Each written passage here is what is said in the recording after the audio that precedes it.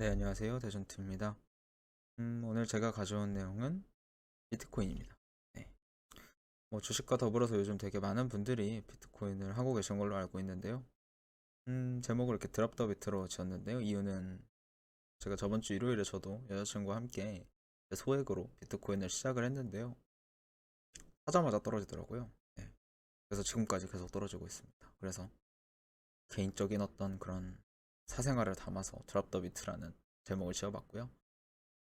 바로 본론으로 들어가서 이제 비트코인의 핵심 키워드는 탈권력, 탈중앙이죠.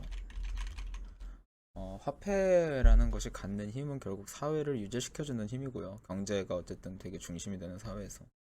특히 미국도 이제 달러라는 기축통화를 바탕으로 어떤 세계의 영향력을 행사하는 것을 유지할 수 있는 그런 힘인데, 그 화폐를 발행하는 주체가 없는 거죠. 그러니까 주체라고 하면은 어떤 어디에서 우리가 이 화폐를 찍겠습니다가 아니라 누구나 화폐를 이론적으로는 만들 수 있는 그런 비트코인이라는 것이 세계 탈권력 탈중앙 이런 아이덴티티로 처음 등장을 하게 됐던 거고, 실제로 2014년 뭐 주기적으로 이렇게 주목을 크게 받았고 실제로 크게 올랐습니다. 근데 이제 제가 오늘 말씀드릴 부분으로 최근에 관련된 부분인데요. 이렇게 비트코인이 이런 아이덴티티를 가지고 있는 상황에서 최근 이제 비트코인이 뭐 토요일 일요일 기준으로 제가 알기로 뭐 7천만 원까지 개당 7천만 원까지 뚫고 올라갔다라고 이야기를 좀 들었습니다. 네, 그리고 실제로 저도 그 시점에 진입을 하고 지금까지 계속 떨어지고 있고요. 그래서 이제 좀 알아봐야 될 포인트는 첫 번째로 가장 중요한 건 비트코인이 하나의 대체 자산으로 인정을 받을 수 있는 것. 그러니까 대체자산이라고 하면은 뭐 예를 들어서 다양한 것들이 있을 텐데 우리가 이제 중심적으로 많이 하는 자산들 같은 경우는 예를 들어서 예금이나 이런 것들이 있잖아요. 근데 이제 그 대체자산을 우리가 보통 금이라던가 이런 것들을 많이 이야기하는데 어떤 이 비트코인이 대체자산으로 인정을 받고 사람들한테 통용될 수 있는 거에 대한 부분인데 이 부분에 대해서 저는 조금 애매하다라는 생각이 듭니다.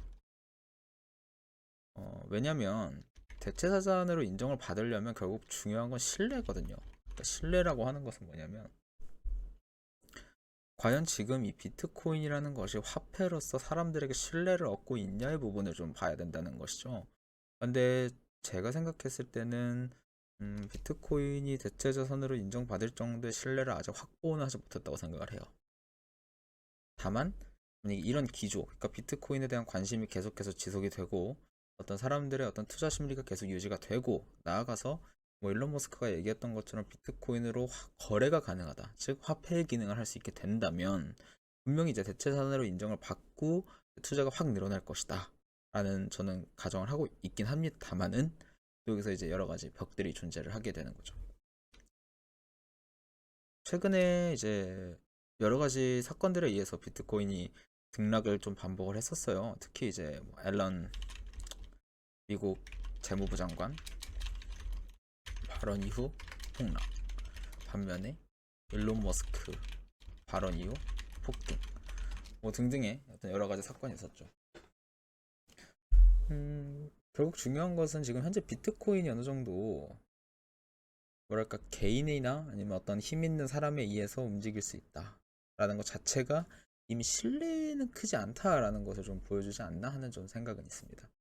어, 일론 머스크가 뭐 비트코인으로 테슬라 뭐 결제할 수 있게 하겠다 뭐 이런 식으로 얘기를 했으나 저는 조금 아직 애매하다고 보는 입장이긴 하고요. 예.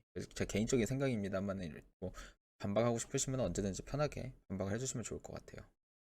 그리고 이제 주목할 부분은 바로 이 부분인 것 같아요. 그러니까 제가 이제 탈권력 탈중앙이라고 얘기를 드렸잖아요. 그러니까 비트코인을 대체 자산으로 인정을 하게 됐을 때 중요한 것은 이 비트코인을 과연 그 어떤 기득권의 컨트롤 범위 안에 넣을 수 있냐는 거죠. 그건 아니거든요. 근데 그걸 과연 기득권이 허용을 할 것인가에 대한 의문점이 있다는 거죠. 그래서 정말 잘 풀려야 비트코인이 대체 자산으로 인정되는 게 비트코인의 미래에서 가장 잘 풀린 케이스가 아닐까 하는 생각 정도는 하고 있습니다. 왜냐면은 그러면은 어느 정도 뭐 금과 비슷한 지위, 비슷하진 않더라도 금 다음 뭐 지위 유지를 할 수 있다면 사실 이것만으로도 비트코인은 엄청난 성공이죠. 왜냐면 어쨌든 어디서 어떻게 만드는지 모르는 그런 비트코인이 대체자산으로 인정이 된다는 것은 제 생각은 그것이 가장 비트코인의 좋은 미래가 아닐까 하는 생각이 있습니다. 네, 이 정도로 얘기를 할 수 있을 것 같고요. 1번은. 그리고 두 번째로는 이제 그러면은 비트코인 투자할 만한가? 투자해도 되냐? 뭐 하셔도 된다고 생각을 해요. 그러니까 결국 중요한 거는 저는 돈이 왔다 갔다 하는 것에 있어서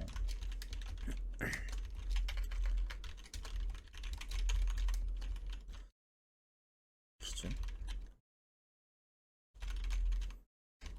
좀 애매한 게 있다고 생각을 하거든요. 그러니까 우리는 결국 개인 투자자잖아요. 근데 이제 뭔가 기준이나 도덕성을 얘기를 해서 아 이건 투기다. 아 이거는 하면 안 된다. 이거는 아니라고 생각을 해요. 왜냐면은 뭐 이전에 금융위기 때도 그랬듯이 2008년 금융위기 때 어떤 그 모기지론의 붕괴로 인해서 발생을 했던 어떤 긴급 구제금융이나 이런 부분들 결국 그런 도덕성이나 이런 기준들을 무너뜨렸던 거는 오히려 어떤 그 기득권이라고 했던 쪽이었거든요. 근데 어떤 기득권이 이런 제가 아까 말씀드렸듯이 중앙에서 뭔가 이런 걸 싫어한다고 해서 막 이게 위험하다, 뭐 변동성이 있다 이런 건 물론 인지를 하셔야겠지만 그래서 이거 투자하면 안 되는 건가? 이거 투기니까 하면 안 된다? 이건 아니라고 저는 생각을 하거든요.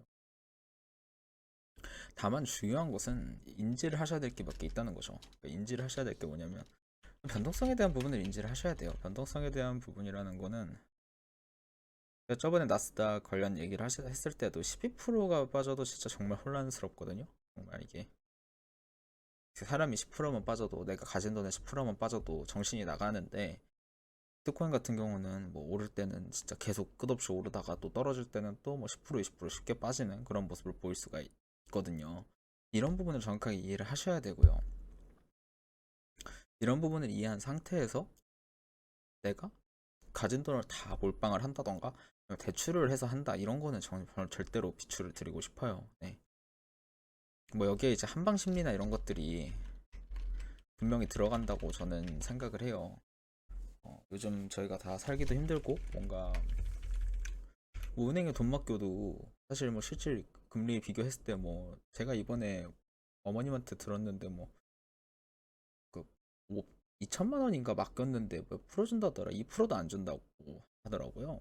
그 메이저 은행 1금융권 같은 경우는 그런 상황에서 어떤 우리 같은 일반 서민들이 기본적으로 돈을 열심히 모으거나 일을 열심히 했을 때 어떤 계급 상승이라던가 부의 증식을 쉽게 이루기가 어렵다는 거죠. 그런 의미에서 어쨌든 우리가 이런 것들을 통해서 한 번에 10%잖아요. 말 그대로 1분에 막 10%도 오르고 20%도 오르는데 그거 한 번만 잘 타면 돈 벌 수 있는 거니까. 네. 그런 심리가 있다는 것도 저는 이해를 합니다. 하지만 중요한 것은 그 반대가 있다는 걸 알으셔야 돼요. 결국 비트코인에 대해서 번 분들은 나와서 방송도 하시고 뭐 벌 수 있다, 수십억 벌었다 얘기를 하시죠. 하지만 그 이면에는 그만큼 돈을 잃으신 분들도 있다는 걸 아셔야 돼요. 돈을 잃은 사람은 말이 없고 돈을 딴 사람만 말이 많습니다. 원래 그런 거거든요. 주식도 그렇고 비트코인도 그렇고. 그래서 비트코인 투자 자체는 저도 긍정적으로 바라보고 있습니다. 하지만 저는 절대로 제 투자 자산군의 5%에서 10%를 넘기지 않을 것 같아요. 네. 그리고 그걸 넘었을 때 그 변동성을 감당하고 싶지도 않고요. 이렇게 비트코인에 대해서 간단하게 좀 이야기를 나눠봤는데요. 근데 오늘 제가 비트코인에 대해서 들었던 이야기는 전적으로 제 생각이거든요. 그래서 뭐 이걸 이게 나중에 막 진짜 뭐 일론 머스크가 화성에 가서 이거를 뭐 쓸 거다 뭐 이런 얘기도 있고 잘 되면은 더 좋은 위치를 확보하고 엄청난 센세이션을 일으키겠죠. 근데 그거는 저는 잘 모르겠습니다. 하여튼 네, 그래서 제 생각이고요. 만약에 제 생각에 대해서 편하게 반박을 하시고 싶으시거나 토론하고 싶으신 내용이 있으면 댓글 달아주시면은 제가 또 대댓글을 달거나 새로운 영상으로 찾아뵙도록 하겠습니다. 네, 이제 그래서 오늘 영상은 마무리하도록 하겠고요. 비트코인이든 주식이든 결국 둘 다 위험 자산은 맞아요. 그래서 중요한 것은 여러분들이 어느 정도 감당할 수 있는 수준에서만 투자를 하시는 게 가장 마음이 편하고 또 여유로운 투자, 원칙에 기반한 투자를 할 수 있을 거라고 생각이 됩니다. 네, 오늘 여기까지고요. 저는 다음 영상으로 찾아뵙도록 하겠습니다. 감사합니다.